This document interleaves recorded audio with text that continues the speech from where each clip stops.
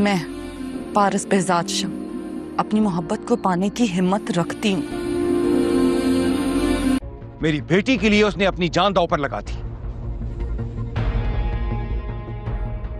इसलिए अब वो मेरा सब कुछ है। हम दोनों में से किसको किसकी कॉपी करनी चाहिए? साहब का पुलिस वाला, ऐसा ही है ना? जवार मेरा कुछ नहीं है, वो सिर्फ मेरी बेटी का मुहाफिज था। तुम जैसा बुज़दिल इंसान मैंने आज तक नहीं देखा। अरे जो कुछ उसने किया वो एक फर्ज शनास मुहाफिज ही कर सकता है। अरे भाई, लड़कियों से ऐसी बातें नहीं पूछा करो। दो हीरों के बीच में कैसे चॉइस करें? पारस के आने से पहले ही जवार उसका बॉडीगार्ड बन गया, आपके दोस्त का बेटा। आज के आने वाले एपिसोड में जवार, पारस और behzad शाह की कहानी कई बड़े ट्विस्ट लेकर आने वाली है। एक तरफ हारून सबके साथ घुलने मिलने की कोशिश करता है, लेकिन जैसे ही वह पारस से खुलकर बात करता है, इजाज उसे रोक देते हैं और कहते हैं कि लड़कियों से इस तरह की बातें करना ठीक नहीं। यह देखकर पारस के चेहरे पर मुस्कान आ जाती है, लेकिन उसके दिल में सिर्फ एक ही नाम है, जवार। दरअसल हारून से उसकी नज़दीकियां सिर्फ जवार को जलाने के लिए थीं।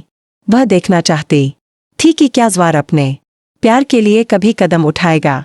दूसरी तरफ जवार अंदर ही अंदर टूट चुका है।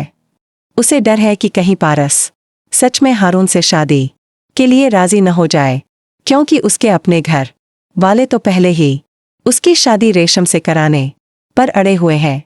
इजाज भी बेटे की मोहब्बत जानते हुए अपने फैसले से पीछे हटने को तैयार नहीं है।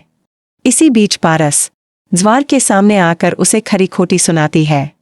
वह कहती है कि उसने आज तक उससे ज्यादा डरपोक इंसान नहीं देखा, जो अपने ही प्यार का इजहार करने की हिम्मत नहीं रखता। फिर वह खुलकर ऐलान करती है कि अगर वह किसी से मोहब्बत करती है तो उसे हासिल करके भी दिखाएगी। पारस की इन बातों से साफ हो जाता है कि वह हर हाल में जवार को अपना बनाना चाहती है। उधर आफताब को भी एक बड़ा राज पता चल जाता है कि जवार behzad शाह के पुराने दोस्त इजाज का बेटा है और पहले से ही पारस की सुरक्षा के लिए उसके साथ मौजूद था। आफताब यह बात अपने मामू के सामने उठाकर जवार को नीचा दिखाने की कोशिश करता है और कहता है कि एक मामूली बॉडीगार्ड को उससे ज्यादा अहमियत दी जा रही है। लेकिन behzad शाह अपने भांजे को करारा जवाब देते हैं। वह कहते हैं कि जवार ने उनकी बेटी की जान बचाने के लिए अपनी जान तक दांव पर लगा दी, जबकि आफताब को सिर्फ दौलत और जायदाद की पड़ी है।